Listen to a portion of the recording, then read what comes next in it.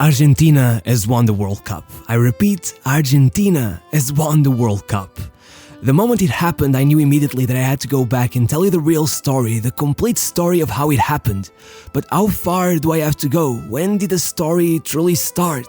Was it in 2019 when Scaloni took over as coach and revolutionized the team? Maybe 2016 when Messi retired from international football? Or 2014 when they went all the way to the final only for the dream to die right as it began to seem real? Or much earlier? Say 2005 when a 5-year-old Julian Alvarez sat at home watching Lionel Messi walk off in tears only 1 minute after putting on the Albiceleste shirt for the very first time. Or perhaps it started in 1992, the year when a shy little Messi who never left his grandma's side sneaked out to a dirt pitch near his house, being spotted by a coach who would take him to his very first match that same afternoon. Or maybe it all started in that same city that same year, just a few miles down the road, when a mom pulled her son away from an incoming car, saving his life. That boy's name was Angel Di Maria. What I'm trying to show you, and what I always have tried to do in this channel, is give you some perspective. Life is made up of a billion little events which down the line have infinitely larger consequences than anyone could have predicted. Even further back, had Maradona not shown an entire generation that the world was there to be conquered, who knows how different this past week could have been. But regardless, and in order not to bore you too much, I think the perfect place to start telling this story is in the same place where it ended, the World Cup final. So the year was 2014, Julian Alvarez and Enzo Fernandez were both still in middle school, Di Maria was out injured, and the only player out of this year's squad to be present at that final was Lionel Messi himself, who is the captain now and was already the captain back then. The match started well, Argentina getting a few good chances, Higuain even scoring from an offside position, but everyone missed, even Messi, and it was only after nearly 2 hours of game time that Kotza scored the only goal. It was a goal that tormented every Argentinian for 8 years, and that wasn't even rock bottom. 1 year later, after a goalless draw against Chile, Argentina lost the penalty shootout and came out defeated in the Copa America final.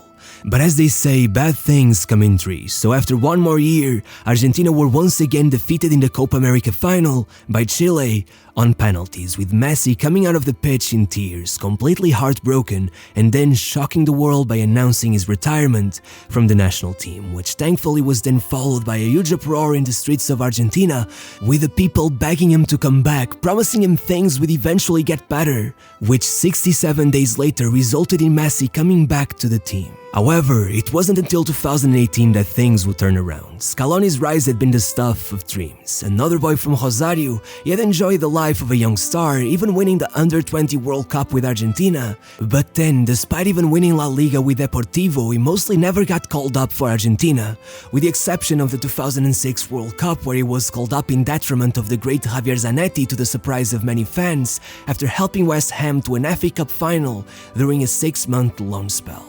However, following his retirement, he took over a role as Sampaoli's second coach at Sevilla and eventually followed him to the national team, being picked as interim coach after the dismissal of Sampaoli following the 2018 World Cup. The federation considered Pochettino, Simeone and Gallardo, but having spent all their money paying severance to Sampaoli, they could not afford any of them, so instead, they gave Scaloni a shot. At first, it didn't go too well. A loss to Venezuela in a friendly set the tone, and then in the Copa America, despite playing Qatar, Paraguay and Colombia in the group stage, Argentina came out of it with only 1 win. And as it began to seem hopeless, Argentina began to show some promise. Their style of play seemed more organized and direct, their transitions were faster, and even as they got knocked out by rivals Brazil, it was easy to see the bright side of it all, which led the federation to offer Scaloni a definitive contract. And it paid off tremendously. Against all odds, Argentina went on a run of 36 matches without a loss across 3 years, shocking the entire world and above all, getting revenge from Brazil, beating them in the final to win the Copa America in 2021 after 28 years without a trophy, and 6 to the squad of long-forgotten talents who had been scattered around Europe, from Emi Martinez to Romero and De Paul, as well as the introduction of some younger talents from the Olympic teams like McAllister and Julian Alvarez. Suddenly, it seemed Scaloni had created a monster, and rightfully, it was nicknamed La Scaloneta. But their biggest test was yet to come. the 2022 World Cup, and 1 month ago, it finally arrived. The opening match was Argentina versus Saudi Arabia. On paper, it couldn't get much easier. It was the type of game where you could have bet your house on Argentina winning. In fact, the betting houses claimed it was 5 times more likely for Argentina to win the entire World Cup than for Saudi Arabia to win just that one match. So when 9 minutes in, Messi scored through a penalty, most would have said it was better for Saudi Arabia to just bow down and give it all up. But they didn't. Instead, they held on for 40 more minutes and then pulled off the equalizer. Just getting that one goal would already have been enough material for an entire chapter in the history of Saudi Arabian football. And still 5 minutes later, Al-Dossari danced in between a bunch of defenders, pulled the ball back and smacked it into the top corner without even looking, making for one of the best goals of the tournament. With the attack having now done its job, it was in the hands of the defense to make sure the result would be maintained, and somehow they pulled off the impossible and won the match. It seemed Argentina were set up for another huge disappointment, but if they learned something from the Saudis, it was that anything was possible, that you should never stop believing in yourself, and that they could beat anyone. And that's where the journey really started. The mission was simple. Argentina had to win both of the matches they had left in order to finish on top of their group, and the first team to beat was Mexico, which would not be easy. On goal, Guillermo Ochoa, a titan, a World Cup legend who on a good day could make it nearly impossible to score, and in front of him, 11 players with one single goal to make sure Ochoa would not even have to put his powers to use. It was rough. Foul after foul, and by the end of the match, Messi himself had been fouled 5 different times, which was literally a tournament record. And to be fair to the Mexicans, for about an hour, it worked. Argentina seemed completely toothless, and the world started to believe that against all odds, one of the greatest footballing nations in the world would be out of the tournament after just 2 matches. But then, Messi was allowed about a second on the ball, about 25 yards away from goal, and suddenly Ochoa was floating through the air, arms out wide, stretching as hard as he could, and the ball was in the back of the net. The game had been unlocked. From there on out, as Mexico tried to get a goal back, getting more and more desperate, breaches opened in their defense, and in 9 minutes of the match, Enzo Fernandez sealed the win with a goal even more beautiful than the first. Now between them and the top of the group stood only Poland. One minor slip-up and they could finish second. So 30 minutes into the match, when Szczesny saved Messi's penalty, after having already denied Argentina over and over again, the flashbacks began coming true. Could it happen again? Could this tournament be just another stain on Messi's legacy, another memory he hopes to forget? But again, why forget? The toughest moments are there to be conquered, so the players took on the pitch once more and never stopped trying. As much as Szczesny had so far been a wall, all great walls eventually fall, and that time around, it was no different. Just 21 minutes into the second half, Argentina were already up 2-0. With 2 bits of magic, first a combination between Di Maria, Molina and McAllister, and then Enzo Fernandez and Julian Alvarez. By the end of the match, the prophecy had been completed. Argentina had risen from its ashes, were first in their group, and were through to the knockout stage. Thanks to their spot at the top of the table, their first opponent would be on the easier side. In fact, Australia had never beaten a South American team, but something else the match against Saudi Arabia had taught them is that is no such thing as an easy match, and Australia, they proved that 100% right. Half an hour went by and nothing had come of the match. The physicality of the Australians had proved time and time again to be hard to break through and completely nullify the match. But mind beats muscle every single time, and so, with a stroke of genius, on his 1000th game with only the second shot of the match, Messi nudged the ball in between every defender onto the far post, opening the score sheet. Still, Argentina knew one goal could be easily overturned, and when they could not find themselves the path towards the net, the football gods blessed them with a mistake by goalkeeper Matthew Ryan, which the ball completely exploited, gifting Julian Alvarez with an open goal. a goal that came at the right time, as just 20 minutes later a shot by Craig Goodwin deflected off of Enzo Fernandez and ended up in the back of the net, making the final 13 minutes more tense than ever imagined, with Lautaro missing chance after chance, but nothing compared to what would happen with just 30 seconds left on the clock, as Garant Kual found himself completely free at the back post and only failed to equalize as Emi Martinez pulled off the first of many iconic saves throughout the tournament. 2-1 was the final result, but once more this match served as a warning that Argentina were not as omnipotent as they once seemed, which only made it more worrying that their next opponent would be the Netherlands, who had not lost a single match ever since Louis van Gaal had taken over as manager. Once again, for the first 30 minutes, all we got was an intense midfield battle with barely any attempts on goal. The game was completely tied down. It seemed impossible that anyone could break free, and as always, that was exactly when Messi once again saw a breach in the defense, and with a great finish, Molina put Argentina in front 1-0. If there was any doubt that this play had been a complete anomaly in the flow of the match, then it was confirmed with 40 more minutes of midfield carnage, only stopped as Dumfries committed the biggest of sins, giving away an unnecessary penalty, fouling Acuna near the goal line and allowing Argentina to go in front 2-0. But you know what they say, 2-0 is the most dangerous scoreline, and soon the theory was proven right. 5 minutes later, Weghorst came in, and 5 minutes after that he scored through an incredible header, sending the heart rates of every Argentinian through the roof. They were once again on the tightrope, and after a seemingly never-ending balancing act, we arrived at the very last play of the match. A free kick for the Netherlands. Koopmeiners was the one to take it. As everyone already imagined the worst, the ball going right into the top corner, Koopmeiners pulled off the unthinkable, carefully placing a pass through the gap beside the wall, finding Weghorst, who would score his second, becoming the first Dutch player in history to score a World Cup brace after coming on as a sub. In extra time, Noppert saved one shot after the other, now seemingly unbeatable, and in the very last minute, Enzo Fernandez hit the post. It seemed Argentina had now been caught up in the middle of a Dutch fairy tale. Suddenly, the football gods were no longer on their side. The team's mood was down, they were tired, and they were beat up from such a rough match, one of the toughest ever, with 17 cards being shown, literally an all-time record. And still in the middle of all of that, Emi Martinez was bouncing around on the goal line, ready to face what came next, and it was that ability to keep his head cool that allowed him to save that first penalty. Any other goalkeeper would crumble under the weight of their own self-pity, but not Emi Martinez. In fact, he would save the second one as well. Like him or hate him, he's a mentality monster and had completely swayed the game in Argentina's favor, who despite a huge miss by Enzo Fernandez would eventually go on to win the shootout.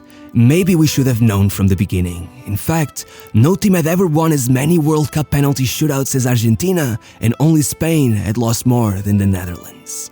They were now only 2 matches away from glory. The next team in their way was Croatia, the vice-champions. With a midfield of Kovacic, Brozovic, and the hero of the last World Cup, Luka Modric, there was reason to fear them. And even if somehow you got past that midfield, there were Gvardiol and Livakovic waiting for you, maybe the most informed defensive duo in the whole tournament.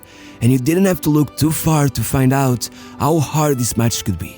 Just 4 years earlier, in the previous World Cup, Argentina had faced Croatia and come out of it with a 3-0 defeat. But we all know how easily the tables can turn in football, and we also knew one other thing. Argentina had never been eliminated from the semi-finals of the World Cup, and this time around, they would not allow it to be any different.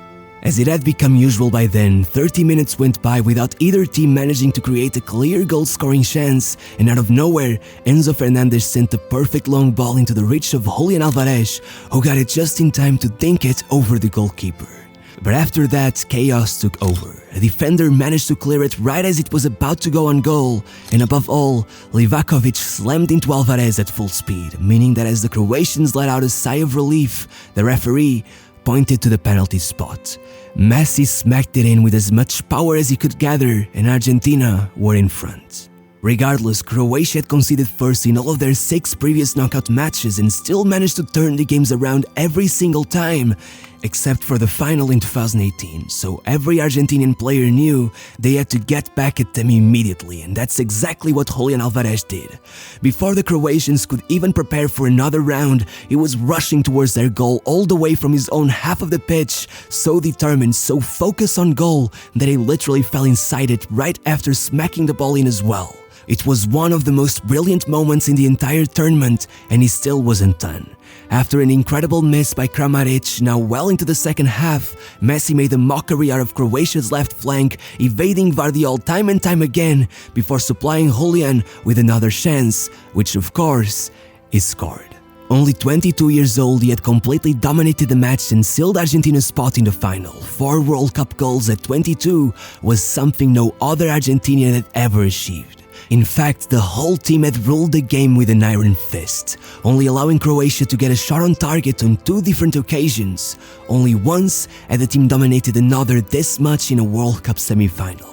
Argentina, 8 years earlier, versus the Netherlands, right before losing out on the final. So, was this in any way an indicator of what was to come?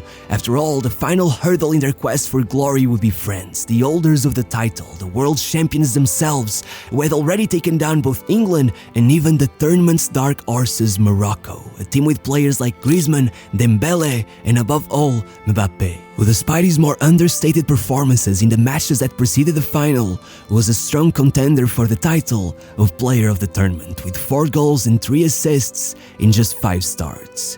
There was reason to be frightened. After all, France had not lost a World Cup match against a South American team since 1978, and with this final now added to the tally, only Germany had reached more World Cup finals than Argentina. And with just 2 wins across those first 5 appearances, once again the odds weren't exactly stacked in their favor. Still, taking into account that the encounter between these 2 teams 4 years earlier had been a 7-goal blockbuster, everyone expected this match to be overflowing with emotion, but then, the French seemed completely off their game. By the halftime break, they had not even attempted a single shot, nor a single one of their players had a single touch inside Argentina's box. From an outside perspective, it seemed only one team was truly determined to win. Nothing is a better testament to the low quality of their first half, as much as the fact that 2 out of their 3 forwards had been subbed off before halftime. Dembele specifically had probably the worst World Cup final performance of all time. 0 shots taken, 0 successful crosses, dribbles, or even a single duel won, and still managing to commit a penalty, all in just 41 minutes. It was no wonder Argentina were already 2-0 up by then. A penalty by Messi and an incredible combination between the man himself, Alvarez, McAllister, and finally of course Di Maria, who seems to be more powerful the bigger the match is. But regardless of how happy the Argentinians were to be in front 2-0 already, this would have been no way to end such an incredible tournament. No one dreams of being the winner of the worst World Cup final of all time. And it was around the 70-minute mark that the match was completely turned inside out. Camavinga and Coman were subbed in, and suddenly all of it seemed like a whole different story. France, now seemingly revived, went at Argentina over and over again, and just 7 minutes later comes a penalty for France, and Mbappé, the great threat to the Argentinian dream who so far seemed to have been dormant, rose up to the moment, scored the penalty, and came back just 97 seconds later and pulled off the acrobatic volley of his dreams to level the match. For the neutral fans, this was a miracle. The match had gone from sleep-inducing to now being a thriller like very few in history, but for the Argentinians, that thrill felt more like absolute horror. The match that seemed to have been completely in their grasp was now going into extra time. The first half of that went by without even a single shot on target. Both teams seemed frozen with fear. The only way to go in front was to risk conceding, and that's not a risk many are capable of stomaching in what is quite simply the greatest match on the planet. And so rightfully, that was when the 2 greatest players on the pitch had to take command of the scoreline, with Messi scoring off of a rebound first, and then the Argentinian boogeyman himself, Kylian Mbappé, threw another penalty with just 4 minutes left on the clock, becoming only the 2nd player in history to score a hat-trick in a World Cup final.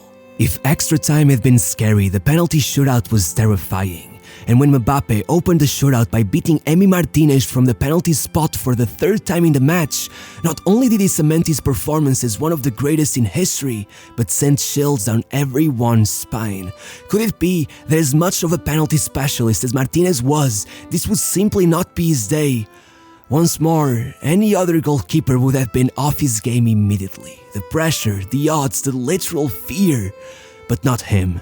One more dance on the goal line and he had saved Comas' penalty. Argentina are now 1 in front, the dream was alive already, and then it was more vivid than ever as Tchouaméni missed the goal completely.